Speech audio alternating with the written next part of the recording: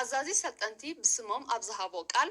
አብ ኤርትራ ብቑዕ ስልጠና ከም ዝቀሰሙን ካብ ተመክሮ ህዝቢ ኤርትራ አብ ምህናፅ ሓንትን ስምርትን ሃገር ከም ዝተማህሩን ሃገራዊ ግብኦም ንምፍፃም ድማ ድልዋት ከም ዘለዉ አረጋጊጹ ፕሬዚደንት ሓሰን ሼክ ማሕሙድ ንሰልጠንቲ ኣብ ዘመሓላለፎ መልእኽቲ ኣብ ምዝዛም ስልጠናኹም ብምብፃሕኩም እንቋዕ መጎሰኩም ድሕር ምባል ከም አገዳሲ ኣካል ሃገራዊ ሰራዊት ሶማል ዓበ ኣበርክቶ ክገብሩ ትፅቢት ህዝብን መንግስትን ሶማል ከም ዝኾነ ኣስሚሩሉ ፕሬዚደንት ሓሰን ሼክ ብተወሳኺ ምስ ኣዘዝቲ ናይዚ ኣብ ኤርትራ ኣብ ዝተፈላለየ ወተሃደራዊ ዓውድታት ዝሰልጠነ ሰራዊት ሰፊሕ ዘተ ኣካይዱ